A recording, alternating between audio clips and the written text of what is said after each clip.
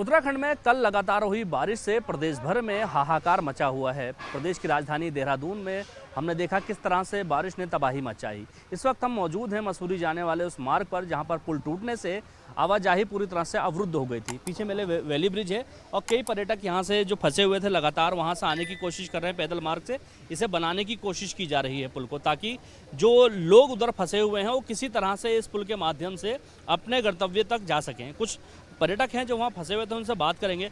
आप कब से वहाँ रुके हुए थे और अब कैसे निकले हैं आप वहाँ से?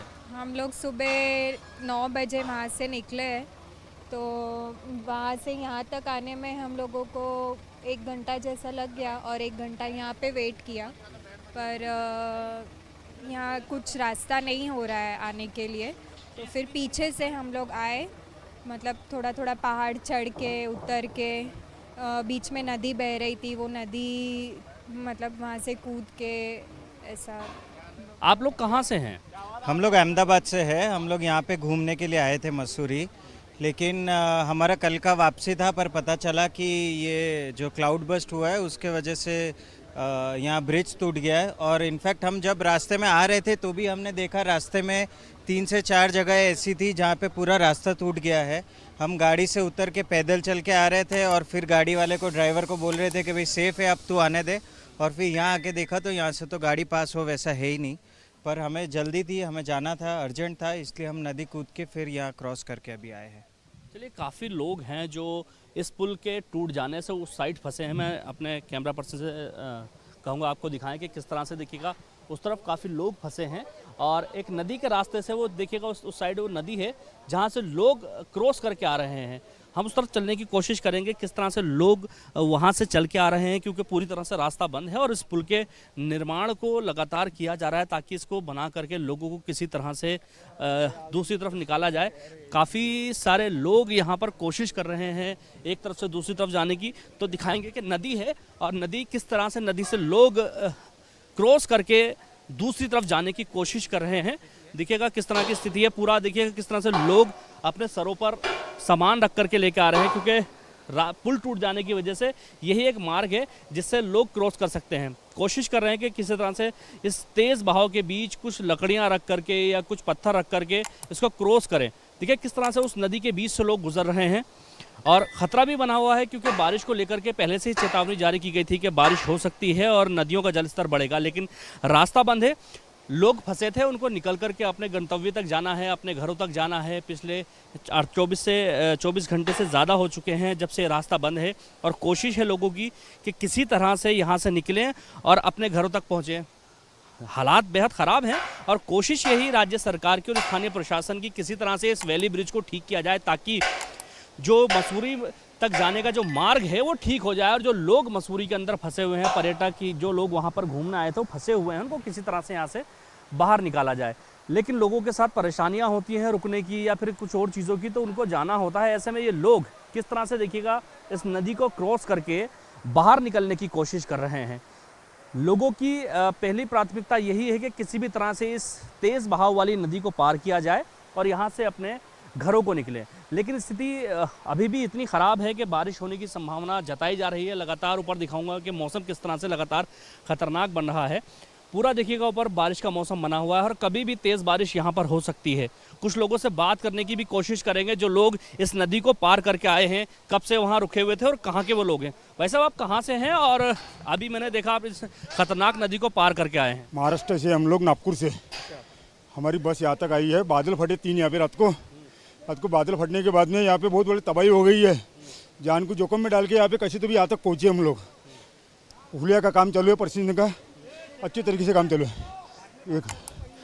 लोग परेशान हैं। देखिए किस तरह से लोग बेचारे यहाँ से निकलने की कोशिश कर रहे हैं, क्योंकि देखिए किस तरह से देखिए लोग कोशिश कर रहे हैं, क्योंकि नदी में इस वक्त खतरा बना हुआ है।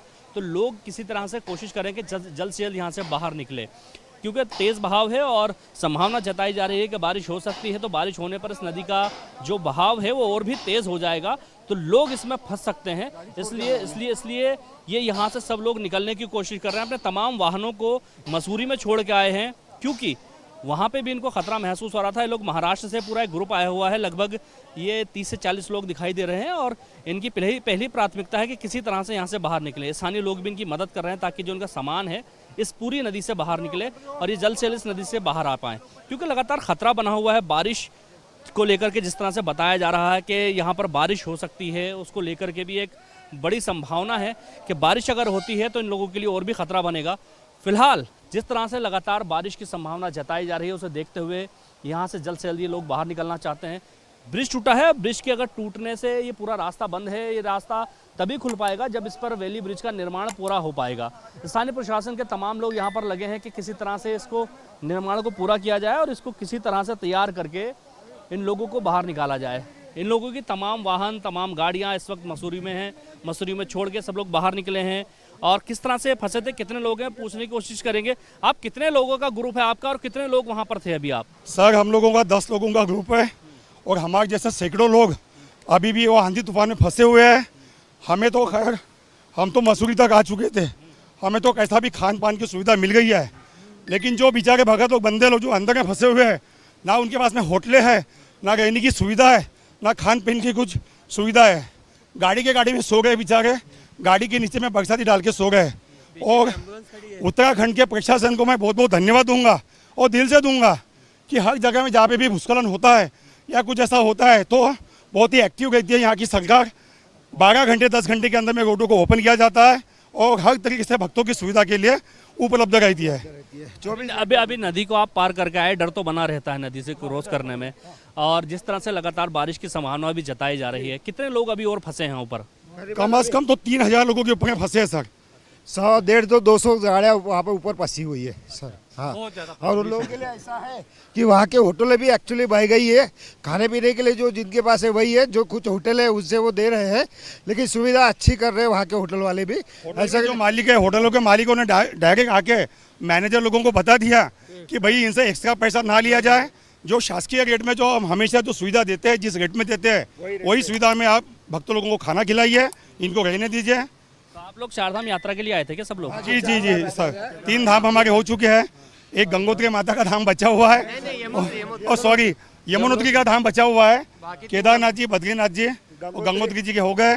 और ये मान के चलिए सर, हमारे लाइफ के अंदर में ये पहली यात्रा है। हम तो ये मान लेते कि हमने चौथा भी जो धाम है वो पार कर लिए। काफी सारे लोग हैं जो चारधाम यात्रा के लिए आए थे और यहाँ पर फंसे थे। इनका कहना है कि ऊपर की तरफ भी 3 से 4 हज़ार लोग और फंसे हैं जो लगातार कोशिश कर रहे हैं इधर आने की, लेकिन जिस तरह से लगातार बारिश की संभावना है और जिस तरह से लोग परेशान हैं और रोड टूटे हैं, उसको ठीक करने की कोशिश तो स्थानीय प्रशासन कर ही रहा है, लेकिन लोग फंसे होने से उनको काफ़ी परेशानी हो रही है। Danish Khan, ABP news, Uttarakhand.